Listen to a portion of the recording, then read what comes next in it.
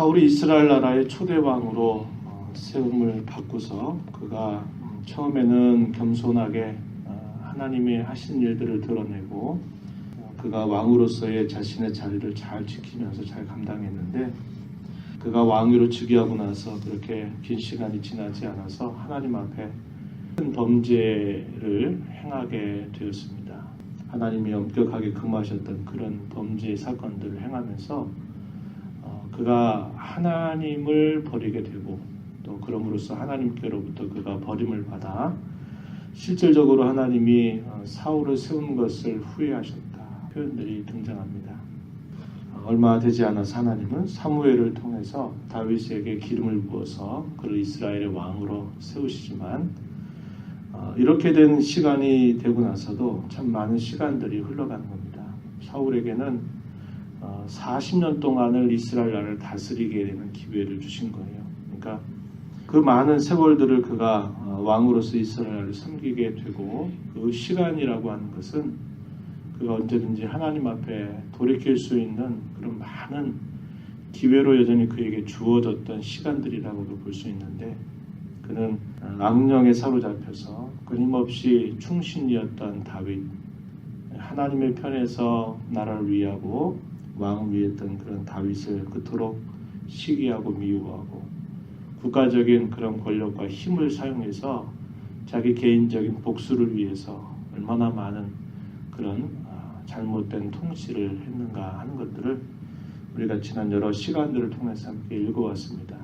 블레셋과의 전쟁이 붙게 되면서 큰 위기를 맞게 되었을 때 그가 하나님 앞에 어떻게 해야 될지 두려움 가운데서 하나님 앞에 뜻을 묻도록 그렇게 애를 쓰지만 하나님께서 그의 어떠한 그의 간구나 그의 모습 속에도 응답하지 않게 되니까 이 사울이 한 일이 뭐냐면 엔돌의 신접한 여인을 찾아가서 그 여인을 통해서 사무엘의 영, 거짓된 영입니다. 사무엘의 영을 통해서 이야기를 듣는 중에 어떤 이야기를 듣냐면 네가 이번에 전쟁에서 너도 죽고 네 모든 아들들이 다 죽을 것이고 이스라엘 나라가 패전할 것이다 라고 하는 소식을 듣게 되었던 겁니다.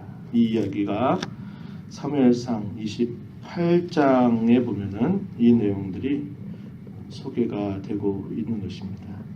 그 일을 통해서 자기가 이번 전쟁에서 살지 못할 것이라고 하는 말을 들었는데 그 블레셋과 이스라엘 나라의 전쟁 가운데서 마침내 이스라엘 나라가 크게 패전을 당하게 되는 겁니다. 그 과정 속에서 사울이 죽게 되고 그의 세 아들들이 함께 이 전쟁에서 죽게 되었고 이스라엘 나라는 큰 패전을 당하게 되는 그 내용들이 오늘 본문 속에 이렇게 기록되고 있음을 보게 됩니다. 본문 1절 말씀에서 소개하죠. 블레셋 사람들이 이스라엘을 치매 이스라엘 사람들이 블레셋 사람들 앞에서 도망하여 길보아 산에서 떨어져 죽으니라. 사울과 그의 아들들을 계속해서 추격하다가 사울의 아들들이 먼저 죽습니다. 요나단, 아비나답, 말기수아가 죽음을 당하게 되고요. 그리고 마침내 사울 같은 경우에도 활 쏘는 사람에 의해서 그 화살을 맞게 되면서 중상을 입게 되고 그 중상을 입게 돼서 자기가 살 여건이 되지 않겠다 판단하고는 그의 곁에 있는 병기 든 사람에게 자기를 죽여달라고 간청하지만 어떻게 왕을 죽일 수 있겠습니까 하면서 두려워하고 있자 이 사울이 자기의 칼을 빼서 그 칼 위에 엎드려져서 스스로 자기의 목숨을 끊어버리게 되는 그런 상황을 맞게 된 것입니다. 본문 4절에 보면은 이렇게 마지막 부분에 이에 사울이 자기의 칼을 뽑아서 그 위에 엎드러졌다 이렇게 표현하고 그 곁에 있었던 이 무기 든 사람도 그 사울의 죽음과 함께 자기도 그 칼 위에 엎드려져 여전히 자기도 함께 죽음을 맞게 되었다 이렇게 표현하고 있습니다. 6절 말씀에 보면 사울과 그의 세 아들 무기를 든 자와 그의 모든 사람이 다 그날에 함께 죽었다 이렇게 말해주고 있고 이 블레셋 사람들이 들어와서 이스라엘 백성들이 도망한 그 자리를 차지하면서 거기에 거주하게 되고, 날이 새면서 이 사울과 그의 세 아들들을 죽음을 확인하고 나서는 이 사울의 머리를 베고 그의 갑옷을 벗기고 그것을 자신들의 땅 사방으로 아마도 이렇게 나누어서 조금씩 아마 보냈겠죠. 그래서 사방에 보냈고, 또 자신들의 신당이 있었던 아스다롯 거기에 이 사울이 입었던 갑옷을 거기에 두게 되고, 그의 시체는 벳산 성벽에 못 박았다, 이렇게 표현되어 있습니다. 8절, 9절, 10절에 이런 표현들이 되면서 사울이 마침내 죽음을 당하게 되고 이 블레셋에 의해서 큰 수욕을 당하게 되는 그러한 내용들이 소개되고 있는 것을 봅니다. 고대 전쟁에서 그렇죠. 전쟁 적국 나라의 어떤 적장, 가장 우두머리를 죽인 다음에 그것을 이렇게 일부를 이렇게 나눠 보내는 것은 우리 승리의 어떤 그 기쁨을 표현하는 것이고, 또 그 전리품 중에서 그것을 자기들의 신당에 둔다고 하는 것은 우리가 섬기는 신이 결국 이 전쟁에서 승리하게 했다라는 것을 보여주는 그러한 모습이었음을 우리가 알게 되죠. 이렇게 해서 이스라엘은 패전을 당했고, 이렇게 해서 사울과 그의 아들들이 다 처참하게 죽임을 당하게 되면서 이 사무엘상의 말씀이 마무리가 되는 겁니다. 그리고 이미 죽어 있는 그 사울의 시신을 장사하는 일은 누가 감당하냐면 길르앗 야베스 사람들이 그 사울 왕의 시신을 찾아서 그에게 장사를 하는 그런 일들을 감당하고 있는데요.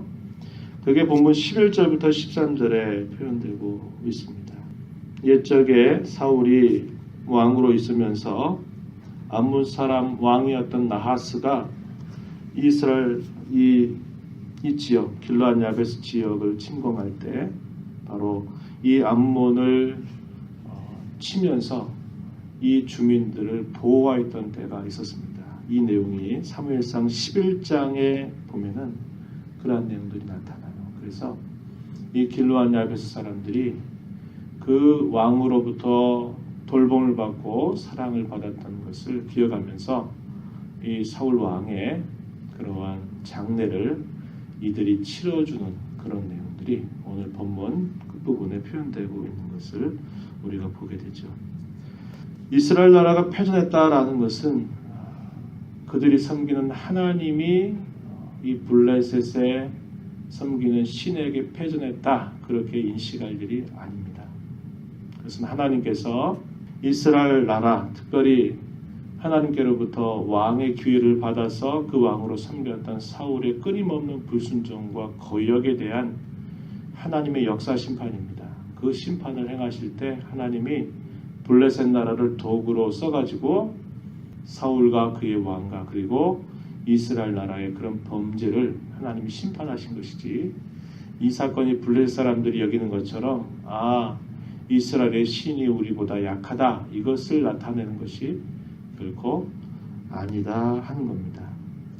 이스라엘 나라는 하나님의 거룩하심과 하나님의 모습을 잘 드러내는 나라가 되어야 되는데, 그 나라가 다스리는 치리자로부터 해서 그 백성들이 결국 하나님 백성다운 그런 모습을 드러내지 못하고 이방 나라와 별로 다르지도 않고 이방의 족속들처럼 하나님을 멀리하게 됨으로써 하나님이 결국 그 사건을 통해서 범죄한 이스라엘, 이방 나라처럼 변모되어 버린 이스라엘을 심판하신 그런 사건임을 우리가 알게 된다, 이 말이죠. 그래서 우리가 이 말씀을 보면서 오늘날 우리가 하나님께로부터 건짐을 받아서 이 땅에서 사는 동안 주의 교회에 속하게 되고 하나님 나라의 백성으로 부름받아 사는데, 우리가 이 땅에 살면서 세상 사람들과 더불어서 섞여 살면서 우리가 하나님을 섬기는 일들을 실패하게 되면, 다시 말해서 교회가 세속화되고 우리의 삶이 믿지 않는 사람들과 전혀 구별된 삶을 살지 못하게 된다면 하나님은 이런저런 우리의 환경과 수단들을 들어서 우리를 징계하시는 일들을 끊임없이 하게 됨을 우리는 잊어서는 안 된다 이 말이죠. 그래서 우리가 이 말씀을 보면서 하나님께서 우리를 건져주신 그 사실을 기억하고 우리가 이 땅에서 건짐받은 사람처럼 하나님을 아버지로 모시고 살아가는 사람처럼 하나님의 백성이 된 자처럼 하나님 앞에 거룩하고 구별된 삶을 살아가는 일을 힘써야 된다는 겁니다. 그것을 우리가 감당하지 못하면 하나님이 여러모로 우리로 하여금 그런 징계를 행하시는 분이심을 우리는 마땅히 두려워할 줄 아는 자세를 가져야 되는 것이죠. 그리고 사울 왕조의 몰락은 그것으로 끝이 아니라 이제 다윗 왕조의 시작을 하나님이 준비하고 계시는 것을 우리가 볼 수 있게 되는 것이고요. 사울이 죽고 그의 아들들이 죽었습니다. 근데 사울의 죽음과 요나단의 죽음을 같다고 여길 수 있을까요? 같다고 여길 수 없어요. 사울의 죽음과 요나단의 죽음이 동일한 날 같이 죽임을 당하지만 그 죽임 자체의 의미는 다르다 이 말이죠. 하나님을 사랑하고 하나님을 경외하고 늘 하나님 편에 섰고 하나님을 위하여서 살았던 이 요나단의 죽음과 끊임없는 수많은 기회들을 하나님 앞에 받았지만 그 기회들을 결국 통해서 하나님 앞에 돌이키지 못하고 그 악에 끌림을 받아서 살다가 죽은 사울의 죽음과는 그 죽음의 결과가 전혀 다르다 하는 사실이죠. 우리가 이것을 보면서 하나님을 바르게 섬기는 그런 자세가 얼마나 중요한가를 다시 한번 생각해야 되고 죽음 앞에서도 똑같은 죽음같이 보여도 존귀한 죽음이 있고 정말 허망한 죽음이 있다라는 것을 우리가 기억하면서 우리의 남은 때를 하나님 앞에 참으로 가치 있고 귀하게 살아가려고 하는 그런 자세와 결단이 필요하다는 것을 우리가 알게 되죠. 그래서 우리의 남은 때를 생각하면서 늘 하나님을 가까이 하고 하나님의 뜻을 행하고 믿음으로 살아가는 일에 다시 한번 하나님의 은혜를 구하면서 결단의 삶을 살아가는 우리 모두가 되기를 진심으로 바랍니다. 하나님 아버지 감사드립니다. 이 새벽 시간에도 저희들을 불러주셔서 오늘도 하나님의 말씀을 함께 읽고 들음으로 이 하루를 주 앞에서 살게 해주셔서 감사드리옵나이다. 수없이 많은 그런 삶의 기회들을 받았지만은 그런 기회 속에서 하나님을 찾지 않고 주의 끌림을 받아서 평생 살다가 참으로 허망하게 죽게 된 그런 사울의 모습을 저희들이 바라보면서 이 땅에서 저희들이 하나님의 백성이라고 하는 이름을 갖고 성도라고 하는 이름을 가지고 살면서도 저희들이 하나님의 이름에 걸맞는 삶을 살지 않고 끊임없이 하나님을 가까이 하는 그런 삶을 살지 않을 때에 하나님이 우리의 삶을 들어서 우리를 징계하실 수 있으면 언제나 두려워해서 하나님을 사랑하고 하나님을 온전히 섬겨가는 저희들의 걸음이 되게 하여 주옵시고 우리의 육체의 남은 때가 얼마인지를 알 수 없사오나 언제나 저희들이 하나님을 가까이 하는 삶을 통하여서 참으로 하나님 앞에 값지고 존귀한 삶을 살아가는 저희 모두가 되도록 인도하여 주시옵소서. 은혜의 보호자 앞에 나와서 이 시간도 강구하는 모든 심령들을 용납하시고 이 시간도 하나님의 말씀대로 살기를 다짐하고 도움을 구하는 모든 이들에게 하나님의 풍성한 은혜를 더하여 주시옵소서. 예수님의 귀하신 이름으로 기도하옵나이다. 아멘.